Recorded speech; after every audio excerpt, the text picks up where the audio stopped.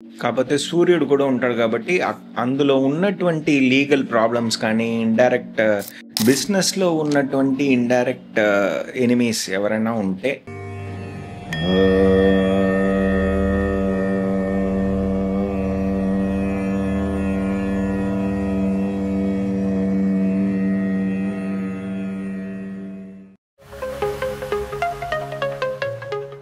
Media partner, like and follow. This video is sponsored by Level Up Learning Center.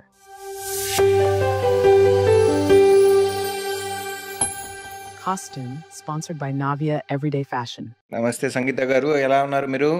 నమస్తే రమణ గారు, నేను బాగున్నాను.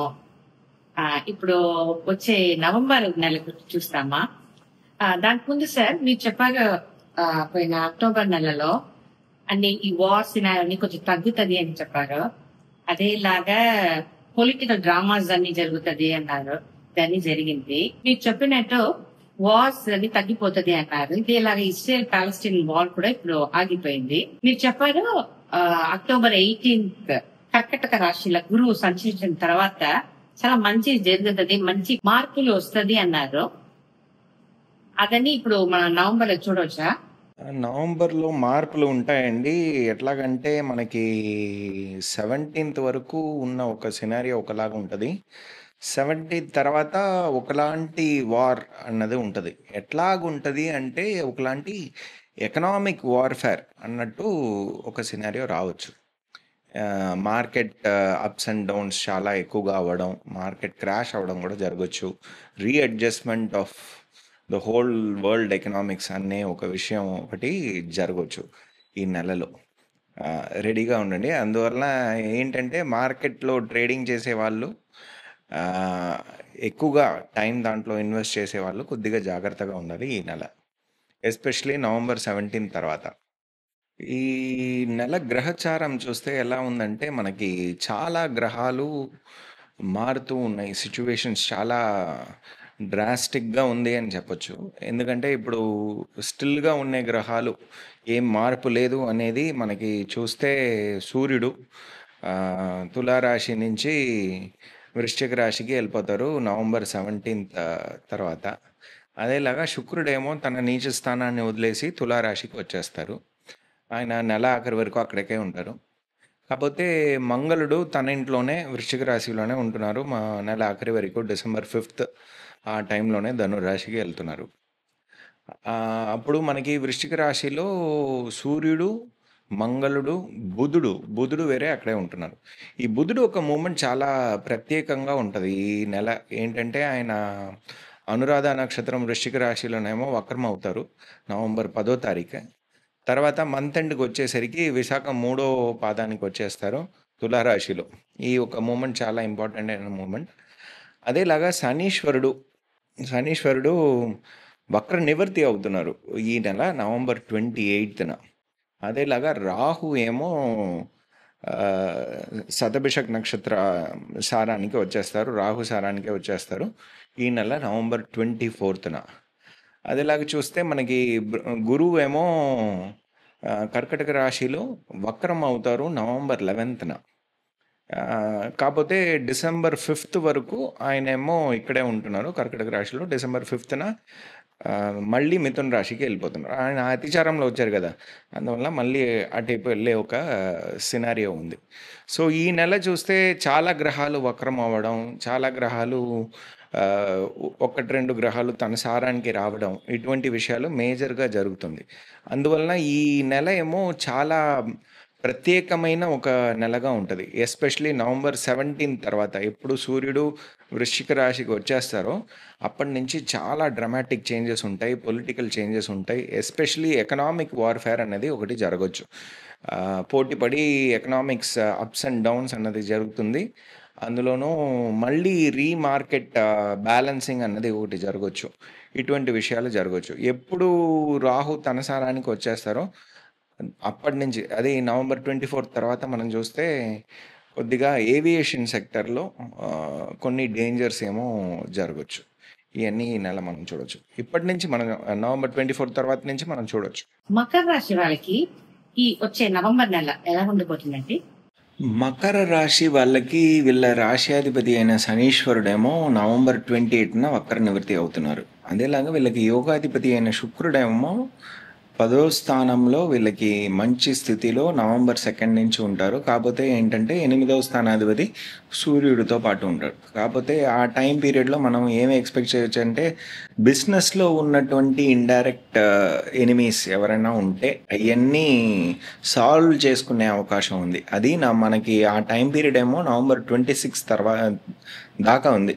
ఆ నవంబర్ 26 తర్వాత శుక్రుడు బాధక స్థానానికి వచ్చేస్తారు. అంతలోపు అదంతా వీళ్ళు సాల్వ్ చేసుకుంటే మంచిది. నెగటివ్ ఏంటంటే మనకి బాధక స్థానంలో బాధకాధిపతి ఉంటారు. అదేలాగా వీళ్ళకి 6వ స్థానాధిపతి 9వ స్థానాధిపతి అయిన బుధుడు కూడా ఉంటాడు. కాబట్టి కొద్దిగా ఈ వచ్చే లాభాల్లో ఉన్నటువంటి ప్రాబ్లమ్స్ వీళ్ళకి ఉంటుంది. అదేలాగా వీళ్ళకి పెద్దోళ్ళు ఎవరెవరైనా ఉన్నారో అక్కయ్య అన్నయ్య వాళ్ళ ఆరోగ్యం గురించి వీళ్ళు కొద్దిగా బెంగ పెట్టుకుంటూ ఉంటారు. అదేలాగా మనకి మేజర్గా చూస్తే శనీశ్వరుడు వక్ర నివృత్తి అవుతారు నవంబర్ 28 తర్వాత. అయిన తర్వాత ఆ 3వ స్థానం ఏమో పరిపూర్ణంగా ఫుల్గా యాక్టివ్ అయిపోతుంది. అదేలాగా బృహస్పతి ఆయన్ని చూస్తారు. అది మనకి డిసెంబర్ 5 వరకు ఉంది. ఆ టైం పీరియడ్లో వీళ్ళు ఏదైనా కొత్త ప్రయత్నాలు వీళ్ళు ఏదైనా చేస్తే వీళ్ళకి లాభకరంగా అది ఎండ్ అవుతుంది. దాని తర్వాత వీళ్ళు చేసుకోవాల్సింది ఏంటంటే మెయిన్గా వీళ్ళు మనోస్థైర్యాని కోసం రెగ్యులర్గా వీళ్ళు ఏదైనా ఒక విష్ణు సహస్రనామం కానీ లలితా సహస్రనామం కానీ రెగ్యులర్గా చదువుకుంటూ ఉంటే వీళ్ళకి మంచిది. అదేలాగా రాహు ఏమో 24 తర్వాత తన సారానికి వచ్చేస్తారు. కాబట్టి అప్పటి నుంచి వీళ్ళు ఫండ్ ఫ్లోని జాగ్రత్తగా చూసుకోవాలి. ఫండ్ ఫ్లో సంబంధించిన డాక్యుమెంట్స్ ఏదైనా ఉంటే అవన్నీ వీళ్ళు జాగ్రత్తగా చూసుకోవాలి. ఇదండి వీళ్ళది బేసిక్ ఇది. ఈ రాశి వాళ్ళకి బిజినెస్ ఎలా ఉండబోతుంది ఈ నెల? బిజినెస్ చేసే వాళ్ళకి అని చెప్పేటప్పటికి మనం చెప్పాం కదా, మనకి 10వ స్థానంలో నవంబర్ 2 తర్వాత నుంచి శుక్రుడు ఉంటాడు, బాగానే ఉంటుంది. కాకపోతే సూర్యుడు కూడా ఉంటాడు. కాబట్టి అందులో ఉన్నటువంటి లీగల్ ప్రాబ్లమ్స్ కానీ ఇండైరెక్ట్ ఎనిమీస్ ప్రాబ్లమ్స్ కానీ అవన్నీ సాల్వ్ చేసుకునే అవకాశాలు ఉంటాయి. అది మనకి నవంబర్ 17 నుంచి నవంబర్ 26 లోపల ఇవన్నీ ఫుల్గా మనం సాల్వ్ చేసుకోగలుగుతాం. అంతలోపు మనం చేసుకోగలిగితే మనకి మంచిది. దాని తర్వాత చేయడం కొద్దిగా ఇబ్బందిగా ఉంటుంది. బాగానే ఉంది వాళ్ళకి. కొత్త కాంట్రాక్ట్స్ కూడా వీళ్ళకి రావచ్చు. ఎస్పెషలీ అబ్రాడ్ రిలేటెడ్ కాంట్రాక్ట్స్ కూడా వీళ్ళకి వచ్చే అవకాశం ఉంది. ఈ రాశి వాళ్ళలో ఉండే ఎంప్లాయీస్ అందరికీ ఈ నెల ఎలా ఉండబోతుంది? ఎంప్లాయీస్కి కొద్దిగా అప్ అండ్ డౌన్ ఉన్నటువంటి ఒక కాలం ఇది. ఎందుకంటే బాధక స్థానంలో బుధుడు ఉంటాడు కాబట్టి ఆయన వక్రం కూడా అవుతున్నారు. కాబట్టి బాధకాధిపతితో పాటే ఉంటారు. కాబట్టి మనకి నవంబర్ 26, 27 వరకు ఉన్న టైం కొద్దిగా అప్ అండ్ డౌన్గా ఉంటుంది. అది వీళ్ళు కొద్దిగా జాగ్రత్తగా శాంతించి ఆ స్థితిని వీళ్ళు చూసుకోవాలి. అదేలాగా లీగల్ బ్యాటిల్స్ అనేది ఏదైనా ఉంటే మనకి ఈ టైం పీరియడ్లో మనకి ఎస్పెషలీ నవంబర్ ఈ టైం పీరియడ్ కొద్దిగా టఫే. లీగల్ బ్యాటిల్స్ అనేది చెప్పేది ఈ టైం పీరియడ్లో వీళ్ళకి టఫే. కొద్దిగా ఇది పోస్ట్పోండ్ అయితే వీళ్ళకి మంచి రిజల్ట్స్ వచ్చే అవకాశం బాగుంది. శుభకార్యాలు పర్టికులర్ గా పెళ్లి ఈ నెలలో జరిగే అవకాశం ఎట్లా ఉందా? శుభకార్యాలు అని చెప్తే ఇప్పుడు గురువు ఒక దృష్టి వీళ్ళ రాశి మీదే ఉంది కాబట్టి మనం పెళ్లి కుదిరే అవకాశాలు ఉంది. బిజినెస్ పార్ట్నర్షిప్ వచ్చే అవకాశాలు ఉంది. వీళ్ళకి 4వ స్థానాధిపతి అయిన మంగళుడేమో బాగున్నాడు కాబట్టి కొత్త ప్రాపర్టీస్ ఏదైనా కొనుక్కునే అవకాశాలు ఉన్నాయి. ఇవన్నీ ఉన్నాయి వీళ్ళకి ఈ టైం పీరియడ్లో. ఎస్పెషలీ మనకి సూర్యుడు అక్కడ వచ్చే ముందు నవంబర్ 17 ముందర ఈ విషయాలన్నీ వీళ్ళకి పాజిటివ్గా తగ్గే అవకాశాలు ఉన్నాయి. ఇప్పుడు పిల్లల గురించి అండి, చదువు ఎలాగుంటది, వాళ్ళ ఆరోగ్యం ఎలాగుంటది, ఫారిన్ ఆపర్చునిటీస్ ఏదైనా దొరుకుతారా? పిల్లల గురించి చాలా బెంగ పెట్టుకోకర్లేదు. ఎందుకంటే శుక్రుడు బాగున్నాడు. మనకి నవంబర్ 26 వరకు ఏం ప్రాబ్లం లేదు. అంతవరకు చాలా బాగానే ఉంది. తర్వాత కొద్దిగా అప్స్ అండ్ డౌన్స్ ఉండొచ్చు. అది పెద్ద ప్రాబ్లం ఏం కాదు, మేనేజ్ చేసుకోవచ్చు. ఇంత చెప్పేశారు, వీళ్ళకి ఏదైనా పరిహారం చెప్పేసండి.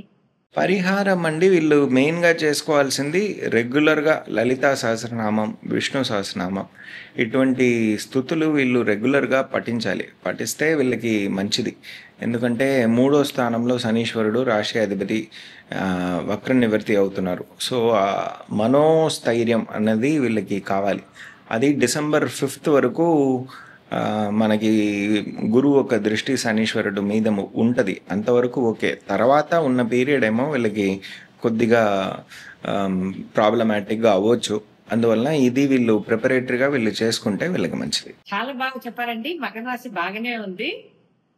మకర రాశి వాళ్ళందరూ సంతోషంగా ఉండండి. చాలా చెప్పింది విన్నారు కదా, చాలా బాగుందండి టైము. చెప్పిన చిన్న పరిహారం మాత్రం చేసుకోండి, సూపర్గా ఉండబోతుందండి. Thank you sir, thank you. Thanks అండి.